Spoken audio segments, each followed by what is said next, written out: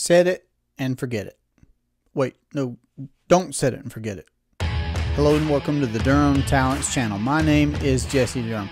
We're back for another quick take where today we're going to discuss the idea of setting it and forgetting it. That's a very popular saying in the financial world. I know that I heard it coming up through life, perhaps in particular when it comes to qualified plans, but be that as it may, regardless of where you are in liking qualified plans, not liking qualified plans, this asset, this investment, the other asset, I'm not making any advice here. What I'm doing is saying for those that are interested or already on the way of becoming their own banker, I believe that for those that do have a set it and forget it mentality, and also for those that do not want to just set something and forget it, meaning they perhaps think along the lines of the scripture that Nash uses, Matthew 25, the parable of the talents, digging a hole, burying money, not doing anything with it from fear, what have you.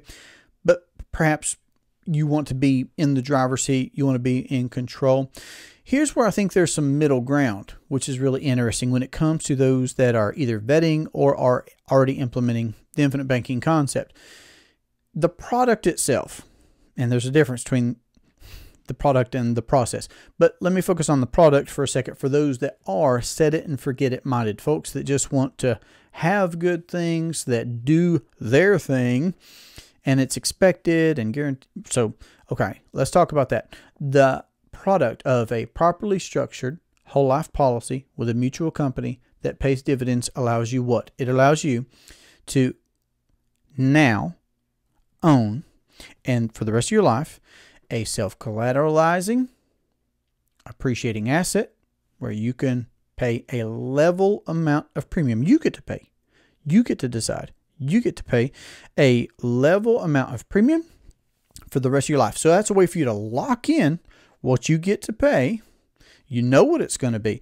And there are going to be guarantees in a properly structured whole life policy with a mutual company that pays dividends for the whole rest of your life. You can know what cash value is going to look like, death benefits going to look like, what your guaranteed rights of access and control and growth and compounding and more happen to be. So it's a great way to set it and forget it by owning that type of a product. So on the point of owning a policy by having a properly structured policy that pays dividends with a mutual company, whole life policy, you can just have something that the J.C. Penney's of the world, the Ray Krocs, the Walt Disneys, the Miss Christophers that launched Pampered Chef, you can have what those folks had.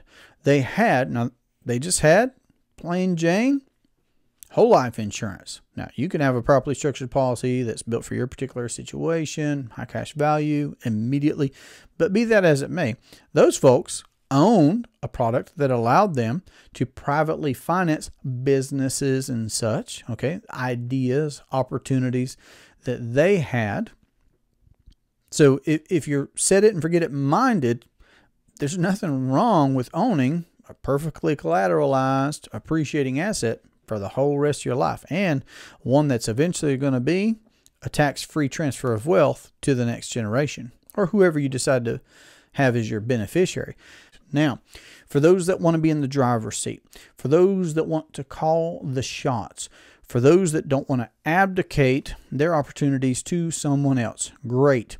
If you're on the way of becoming your own banker or you're vetting getting started, the process, which is more important, I will say that, the process of becoming your own banker, of implementing the infinite banking concept, is what allows you, actually encourages, compels you not to abdicate things to other folks, but for you to be the one paying yourself with interest, recapturing the money. Again, you have that control, you have that right, you have that opportunity and ability to account for the banking function in your own life for yourself. You get to do it. I've actually done a full episode on infinite banking DIY, do it yourself. Feel free to check that one out. I'll put something in here perhaps about which episode that is. But again, for those that are not wanting to bury their talents, so to speak, in a hole in the ground, okay, assuming risk and certainly not accounting for things like inflation, etc. For those that are wanting to compound over their lifetime, quit spending out interest dollars to the tune of about 1/3 of every dollar that you earn going out in interest. If you want to be able to account for those things, being in the driver's seat yourself, you need to know more and actually implement the infinite banking concept. You can check out that information in his book. R. Nelson Nash wrote a book called Becoming Your Own Banker. I highly encourage that. And to be able to have a conversation about how to implement, how do I get one of these policies? Who do I talk to? Me. That would be me. We can have a conversation about your particular financial situation, your business, your household, your investing, whatever it is that you happen to have going on. We can talk about your financial footprint and how to implement becoming your own banker. So this has been a great pleasure for me. I look forward to our next conversation. Have a great day. Take care. So on the point, precious. Set it and forget it.